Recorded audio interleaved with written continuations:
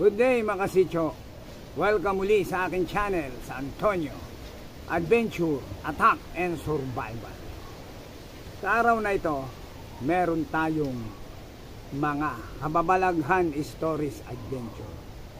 Ito ay tungkol sa third eye ni Ana. At ayon sa aking nakausap, si Ana, buhat nung siya ay dalaga pa, bukas na daw pala ang kanyang third eye. Hindi niya alam. Pero sa unang pagkakataon, sa kanilang bayan, sa Pitugo, Quezon, siya ay nagkaroon ng mga pangitain dahil ang kanyang third eye ay nakabukas. So nung una, natatakot siya or parang isip niya malikmata lang. Pero later on, na-realize niya na siya pala ay may third eye. Kaya samahan niyo na ako at tayo ay umatak na. Sabi sa akin ni Ana, ang unang encounter daw niya sa kanyang third eye na experience ay sila daw ay nasa bayan ng Pitugo noong mga panahon na yon. So sila ay nakasakay sa isang sasakyan, jeep. Sila ay tumatakbo na hindi naman ubod ng bilis, dahan-dahan lang. At medyo gumagabi na yun gabi na. So napadaan daw sila, dahil probinsya nga, napadaan sila sa isang lugar na may maraming saging. So medyo dahan-dahan yung takbo ng sasakyan doon. Ay nakakita raw siya ng taong itim na malago ang balahibo at nakakapit daw na ganyan sa puno ng saging, parang nakapagkit. Yung pala, kaya siya ay nakaganon, ay hinihintay niya na tumulo yung luha ng puso ng saging. At ayon nga sa kwento, yung malaking tao na matangkad, na itim, na malago ang balahibo, ay isang tikbalang. Tinuturo daw niya na may taong ang nakakapit sa saging, pero walang ibang nakakakita, kundi siya lang. So nakaganon daw yung maitim na tao. So hinihintay, pumatak yung luha ng puso ng saging. At yun daw ang nagbibigay ng lakas sa tikbalang.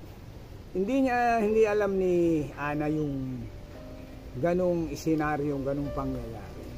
Kaya lang niya nalaman ay nung siya ay nagtanong na sa mga albularyo o manggagamot tungkol sa kanyang nakita. Pero bago pa yun, marami pa rin siyang na-experience. Kaya tuloy-tuloy lang tayo sa kwentuhan ng mga maligno engkanto at third eye experience ni Ana.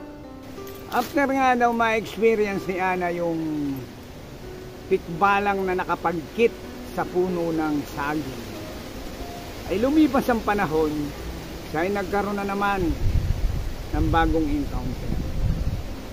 Nung sila daw ay nagpunta ng Santa Cruz, Laguna.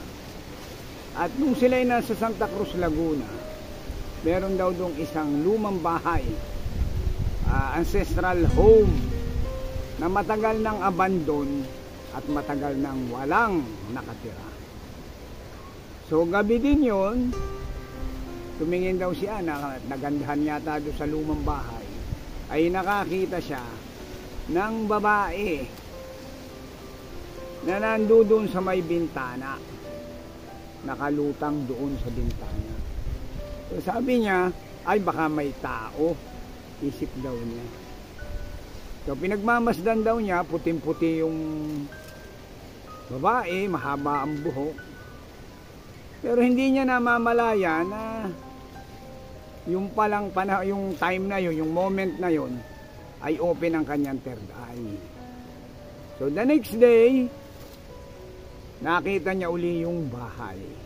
Laki daw ng kanyang pagtataka Dahil yung bintana ay merong rehas, yung barandilyang bakal. So nagtaka siya kung paano tatayo yung babae doon sa bintana samantalang may rehas na bakal.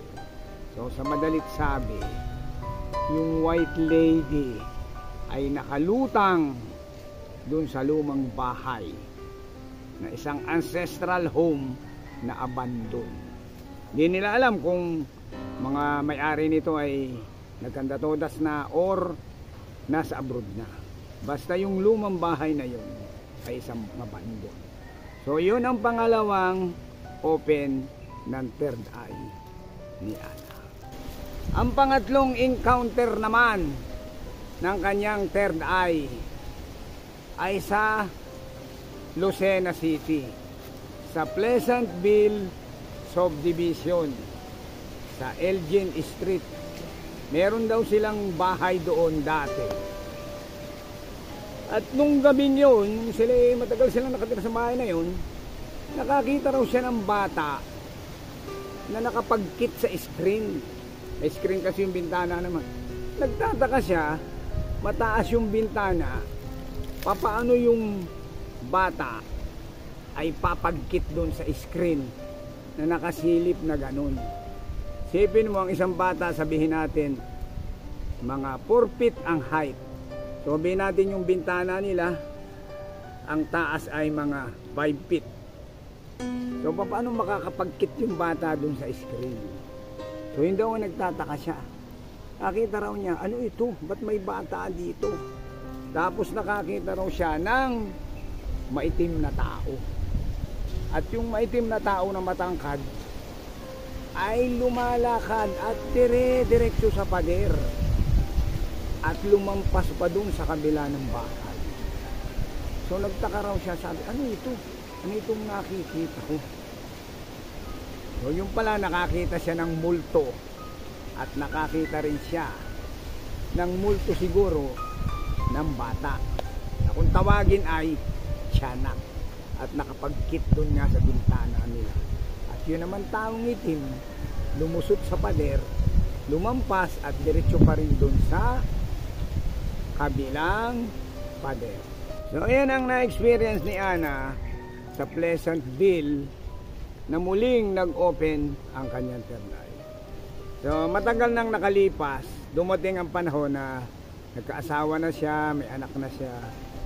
Pero dumarating daw sa pagkakataon na siya ay kinikilabutan tuwing makakakita siya ng ganun. Kaya siya ay natatakot na. Ayon sa albularyo, sa isang tao manggagamot o anuman yan, na kung ang isang tao ay may third eye at kasama mo naglalakad kayo, at yung taong may third eye daw ay nakakita ng, sabihin natin ay taong itim, duwende or white lady or tikbalang o naman yan, oras na kumapit sa braso mo yung taong may third eye, ikaw daw ay makakakita rin. So yun sana ang gusto kong mangyari, na may taong may third eye kakapit sa akin para makita ko rin yung nakikita nila. Pero sila ay natatakot. Ayun nga sa nakausap kong matagal na, isa kong instructor, di ko nasasabihin ang pangalan, instructor ko sa Arnes, nasabi niya sa akin na once daw na open ang third eye ng isang tao, nakakita siya ng kaluluwa at yung kaluluwa ay lumapit at nagsasalita, humihingi ng tulong, huwag daw papansinin.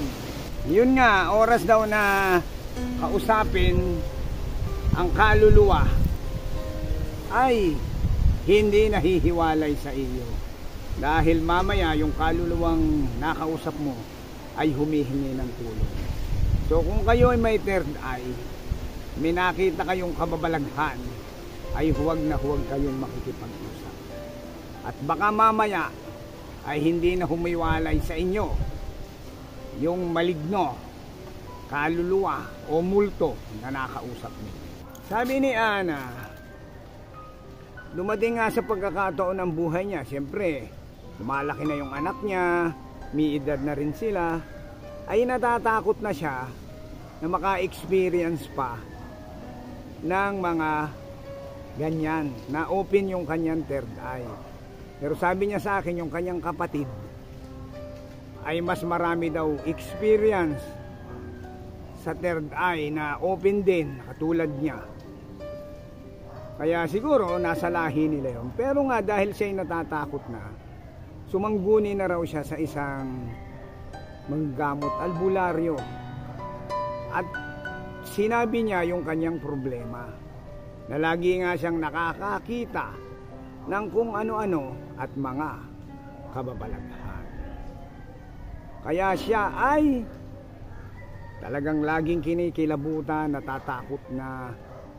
So, kailangan niya na ng tulong para matigil na yung madalas na nakakakita siya ng kung ano-anong bagay. Ayon nga kay Ana, ay hirap na daw siya sa ganitong kalagayan. Lagi siyang nakakakita ng mga kung ano-ano.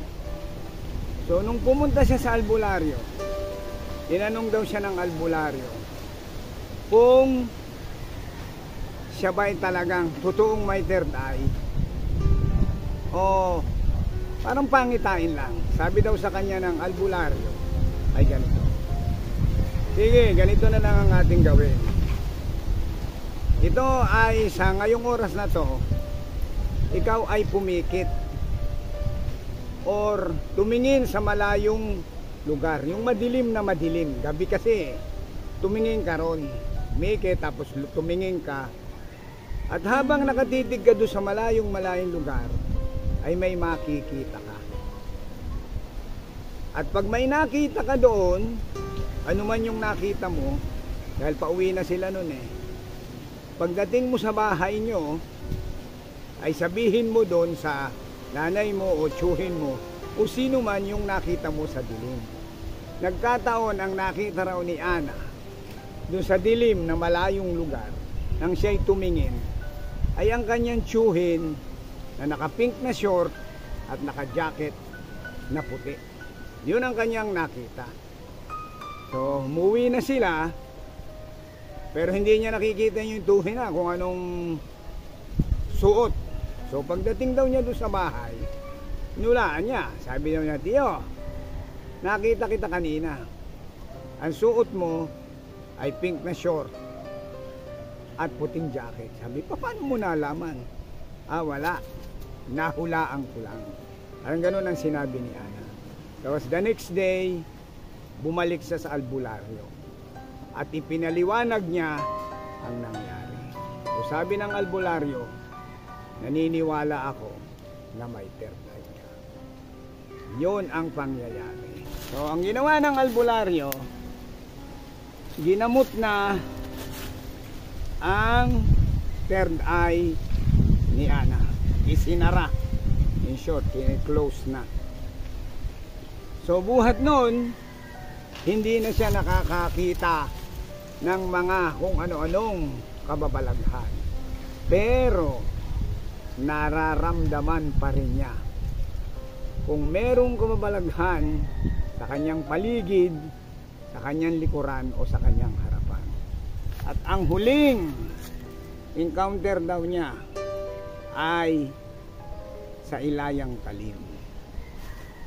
Siya daw ay naglakad, tapos parang napagod yata siya, na mahinga, naupo siya sa isang tabi. At sa kanyang likuran ay merong pusngo. Yung tinatawag ng ibang nuno sa punso, yung matambok na ganun. Ay wala namang katao-tao sa paligid. Tapos naramdaman daw niya sa likod na may nag-uusap na maliliit na boses. Hindi niya nakikita, pero nagtataasan daw ang balahibo sa kanyang braso. At ramdam na ramdam daw niya na may mga duwende sa kanyang likuran. Hindi niya yun nakikita, pero nararamdaman niya. Kaya buhat nga nang isinara na yung third eye ni Ana, hindi na siya nakakakita ng kababalaghan, pero nakakaramdam pa rin siya. Kaya niya ipinasara na yon dahil natatakot na siya. Na baka mama isang araw o isang gabi ay kung ano-ano ang kanyang makita. So mga kasidyo ko, sana nagustuhan nyo ang aking adventure kababalaghan stories. Shout out nga pala sa aking mga friends, team Napaibig sa Ilayan Talim, may Kasin Christian, Speed, Tuper, at si Brady. Tuloy lang ang higop. Kaya sa susunod pang Antonio Adventure Attack, Survival at Kababalaghan Stories, mag-ingat kayo. Baka isang araw mag-open na rin ang inyong third eye. Bye-bye!